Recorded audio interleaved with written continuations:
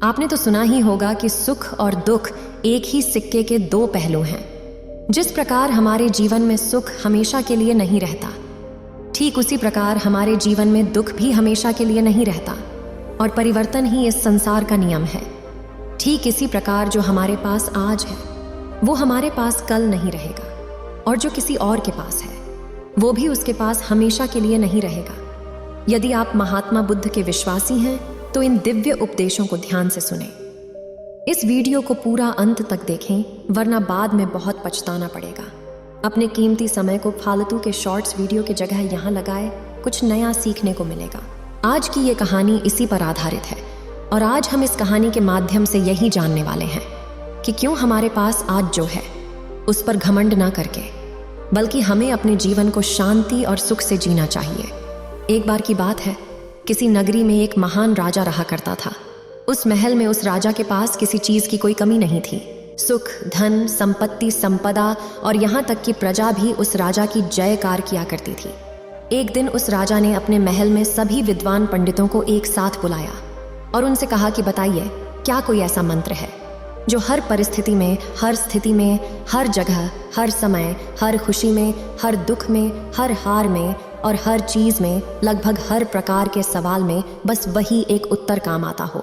जब आप में से कोई भी मुझे सलाह देने के लिए उपलब्ध नहीं होगा, तो उस वक्त मैं उस मंत्र का उपयोग कर सकूं और अपने आप को किसी भी परिस्थिति, किसी भी स्थिति से बाहर निकाल सके। राजा का यह प्रश्न बड़ा ही पेचीदा था। यह प्रश्न सुनकर राज्य के सभी विद्वान पंडित सोच में पड़ गए। एक दूसरे से चर्चा करने लगे और यह चर्चा काफी लंबी तक चली। काफी सोच और काफी विचार करने के बाद उनमें से किसी को भी इसका कोई जवाब नहीं सूझा। राजा को इस बात पर बड़ा ही क्रोध आया। राजा ने कहा, क्या इस महल में कोई भी ऐसा व्यक्ति उपस्थित नहीं है जो मेरे इस सवाल का जवाब दे सके? तभी वहां पर एक बूढ़ा व्यक्ति बैठा हुआ था। वह उठ खड़ा हुआ और उसने राजा से कहा, हे राजन, तुम्हें यहां पर इसका जवाब कोई नहीं दे सकता, लेकिन मैं एक ऐसे बौद्ध भिक्षु को जानता हूं जो तुम्हें तुम्हारे इस सवाल का जवाब अवश्य दे सकते हैं। उस बूढ़े व्यक्ति की बात सुनने के बाद राजा कहता है, हे माननीय, आप ही मुझे बताइए कि वह बौद्ध भिक्षु मुझे कहाँ मिलेंगे। इस पर वह बूढ़ा व्यक्ति कहता है, हे राजन, पास ही में एक छोटा सा जंगल है और वहां पर वह अपना आश्रम बनाकर रहते हैं। अगर आप चाहें तो मैं आपको वहां ले जा सकता हूँ। वह राजा तुरंत ही उन बौद्ध भिक्षु से मिलने के लिए तैयार हो गया। वह राजा और वो बूढ़ा व्यक्ति पास ही के जंगल में उन बौद्ध भिक्षु के आश्रम पर पहुंच जाते हैं। वहां पर पहुंचने के बाद वह राजा उन बौद्ध भिक्षु को प्रणाम करता है और उनसे कहता है कि क्या आप मेरे इस प्रश्न का जवाब दे सकते हैं। वह बौद्ध भिक्षु बड़े ही ज्ञानी थे। उनके पास जो कोई भी अपनी समस्या लेकर आता था, वह वहां से कभी भी खाली हाथ नहीं जाता था। उन बौद्ध भिक्षु ने राजा के सभी प्रश्नों को बड़े ही ध्यान से सुना और उसके बाद उन्होंने राजा को एक छोटा सा कागज का टुकड़ा दिया जिस पर उसका जवाब लिखा हुआ था, और साथ ही में एक शर्त भी लिखी थी।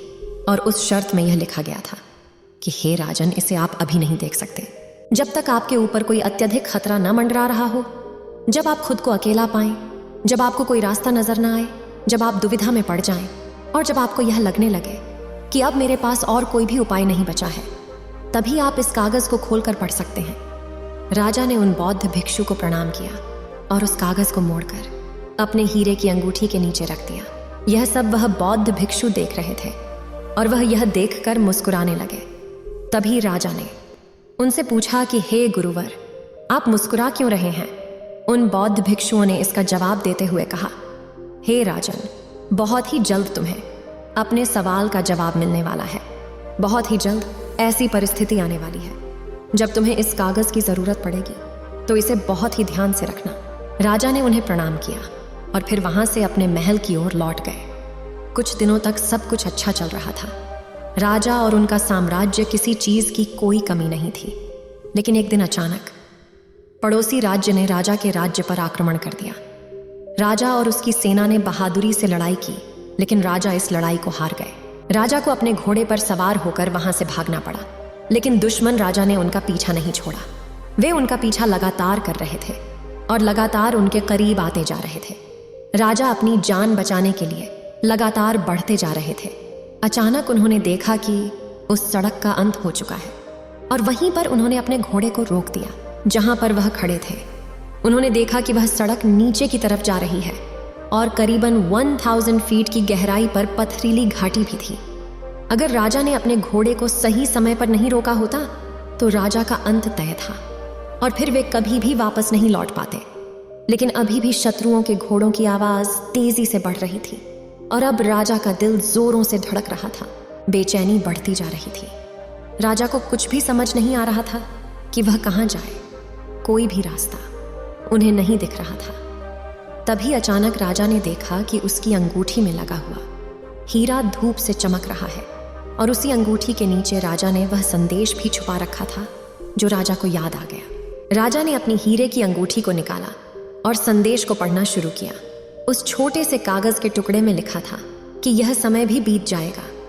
राजा ने इसे एक बार पढ़ा, फिर दोबारा पढ़ा और ऐसा करके उन्होंने कई बार इसे पढ़ा और इसे समझने की कोशिश की। तब उस राजा को यह एहसास हुआ कि यह बात बिल्कुल सही है। कुछ दिन पहले मैं अपने राज्य में आनंद ले रहा था। सुख, धन, संपत्ति, साम्राज्य सब कुछ मेरे पास था और आज मेरे पास कुछ भी नहीं है। मेरे पास वो मेरा राज्य भी नहीं है और ना ही मेरे पास अब कोई सुख बचा हुआ है। आज मैं अपनी जान बचाने की कोशिश कर रहा हूँ और मेरे सुख के वो दिन बीत गए हैं। ठीक इसी प्रकार ये भी समय नहीं रहेगा और खतरे के ये जो 2 दिन हैं ये भी बीत जाएंगे। इतना समझते ही उन राजा के चेहरे पर उनके मन में एक अजीब सी शांति छा गई। वह राजा वहीं पर खड़ा रह गया। उसने इससे सुंदर जगह आज से पहले कभी नहीं देखी थी। वह प्राकृतिक सौंदर्य से भरपूर थी। उसे कभी नहीं पता था कि इतनी खूबसूरत जगह भी उसके राज्य का एक हिस्सा है। राजा को वह संदेश समझ में आ चुका था जिससे राजा के मन को बड़ी ही शांति मिली। राजा ये भी भूल चुके थे कि उनका उनके शत्रु पीछा कर रहे हैं। राजा वहीं पर बैठकर कुछ देर आराम करते। कुछ देर बाद उन्हें यह एहसास हुआ कि उनके पीछे उनके शत्रु लगे हुए थे जिनके घोड़ों की आवाज तेजी से बढ़ रही थी, लेकिन अब वह धीरे धीरे कम हो रही है। ऐसा प्रतीत हो रहा था कि मानो वे लोग उस जगह के किसी और हिस्से में चले गए थे और जहां पर वो राजा खड़े थे वहां पर उनका कोई भी शत्रु नहीं पहुंच पाया। वह राजा बड़ा ही बलवान था। उसने कुछ दिनों तक अपना जीवन छोटा मोटा काम करके चलाया, लेकिन राजा ने अभी हार नहीं मानी थी। राजा ने अपनी सेना को फिर से इकट्ठा किया, युद्ध के लिए तैयार किया और शत्रुओं पर आक्रमण कर दिया। अब की बार राजा की सेना ने फिर से बहादुरी से लड़ाई की और राजा ने इस बार शत्रु को पराजित कर दिया। राजा अपने साम्राज्य को वापस पा चुका था। अब जब वह जीत के बाद साम्राज्य में लौट रहा था तो पूरी राजधानी में उसका बहुत धूमधाम से स्वागत किया जा रहा था। जीत की खुशी मनाई जा रही थी। हर कोई उत्सव मना रहा था। हर घर के लोग राजा के ऊपर फूल बरसा रहे थे। लोग नाच रहे थे, गा रहे थे। तभी अचानक राजा के मन में यह एहसास हुआ कि वह सबसे बलवान राजा है। वह सोचने लगा कि मैं सबसे बहादुर हूँ और महानतम राजाओं में से एक हूँ। मुझे हराना संभव नहीं है।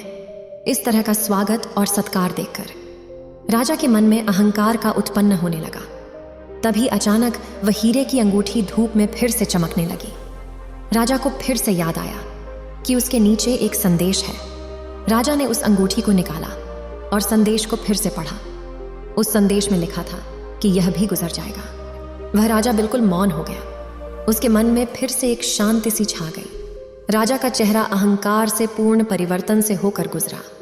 वह पूरी तरह से दीनता की स्थिति में चला गया। उसने सोचा कि यदि यह भी नहीं रहेगा, यह भी गुजर जाएगा, इसका मतलब यह भी मेरा नहीं है। हार मेरी नहीं थी, जीत भी मेरी नहीं है। मैं तो केवल यह सब देखने वाला हूँ। सब कुछ समय के साथ ऐसे ही बीत जाता है और हम तो केवल इन सब के साक्षी हैं। हम देखने वाले हैं। जीवन आता है और जीवन चला जाता है। सुख आता है, सुख भी चला जाता है। दुख आता है, दुख भी चला जाता है। ये सब लम्हे यूं ही गुजर जाएंगे। इसलिए मुझे इनका आसक्त नहीं होना चाहिए। इस सब के साथ यदि हम अपने जीवन में देखें और चुपचाप उन सभी चीज़ों का मूल्यांकन करें तो हम पाएंगे कि यह समय भी गुजर जाएगा। अपने जीवन में खुशी और जीत के बारे में सोचो। दुख और हाल के पलों के बारे में सोचो। क्या वो स्थायी थे? बिल्कुल नहीं। वे सब आए और चले गए। ठीक उसी प्रकार यह भी नहीं रहेगा और बीत जाएगा। समय इसी तरह से बीतता चला जाता है। जीवन यूं ही गुजर जाता है। इस संसार में कुछ भी स्थायी नहीं है, सब कुछ बदलता है। परिवर्तन के इस नियम को स्वीकार करो, इस पर अपने नजरिए से विचार करें। हमारे जीवन में भी ऐसे कई पलते हैं जिन्हें हम अपने जीवन से कभी भी जाने नहीं देना चाहते, लेकिन ये जीवन है, ये समय है, ये पल हैं जो कभी भी नहीं रुकते। जिस प्रकार हमारे जीवन में सुख आता है और चला जाता है, ठीक उसी प्रकार हमारे जीवन में दुख भी आता है और चला जाता है। इसलिए अपने जीवन को वर्तमान में रहकर जीना सीखें, क्योंकि जो पल, जो समय आपके पास अभी है, वो आने वाले समय में आपके पास नहीं होगा और तब आप केवल पश्चाताप ही करते रह जाएंगे।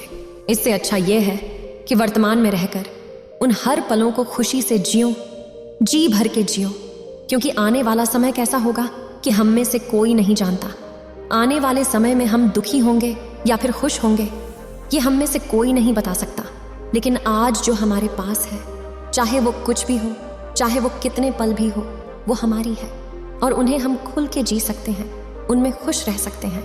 तो भला हम इन कीमती पलों को ऐसे ही व्यर्थ क्यों जाने देते हैं?